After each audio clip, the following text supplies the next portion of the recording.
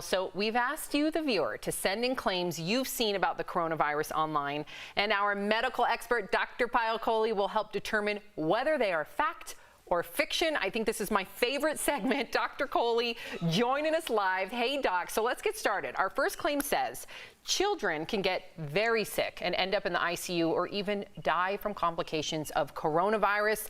Dr. Kohli, is this fact or fiction? Happy fact or fiction, you guys.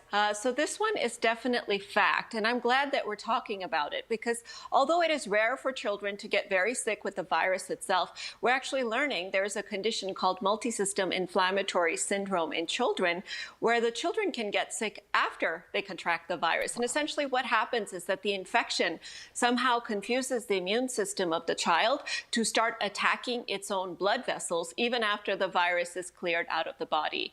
And because any blood vessel can get attacked, you can get multi-organ failure, end up in the intensive care unit, and we've even had a few kids pass away from this. So far in the United States, we've had 342 cases of this MIS-C complication, and we're seeing some interesting demographic patterns. So one is that there's a slight predisposition for male kids, so 55% male versus 45% female. But the other, which really breaks my heart, you guys, is that it really disproportionately affects children of color. So what we're seeing is that 71% of the cases are actually in Latin or Black children. And just like other things with this virus affecting communities of color, this is another one. And it's really sad, I think.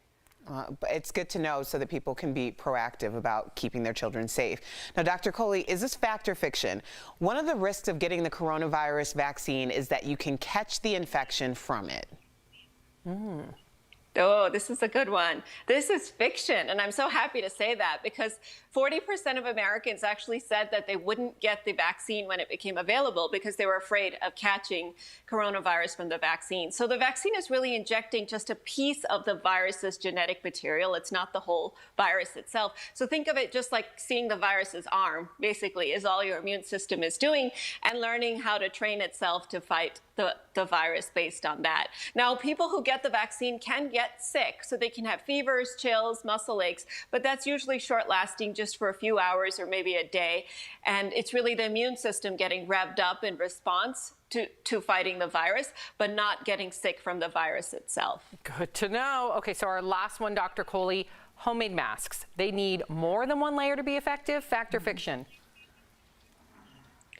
So I think I'm going to make up a new category for this one and call it a partial fact because it's partly true, but partly false. And let me explain to you why that is. So masks are a little bit like chocolate cake. The more layers you have, the better they are.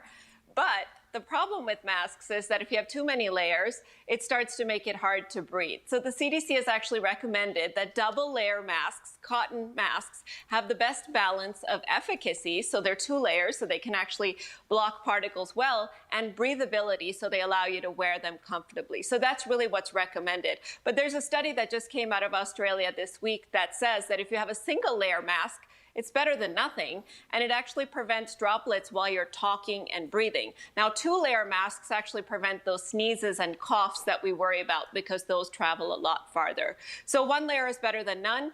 2 layers is better than 1. That's good to hear. One of our viewers just wrote in. Well, and then go ahead. I was just going to say the other thing to keep in mind when you're buying masks, a lot of people are now selling masks. A lot of them are 1 layer. So keep this data in mind when you're thinking about shopping for a mask. No, I think that's really important because I think people think the more layers, the better. We have a number of viewers actually, and this is off topic, but not, they really are craving chocolate cake now. April Phillips says, thanks, Doc. Now I want some chocolate cake. Your analogies are always my favorite. Thank you, Doctor. You will be back next week. So thank you, Sam. And I love your ponytail. Thank you. It's struggling a little bit today, but thank you.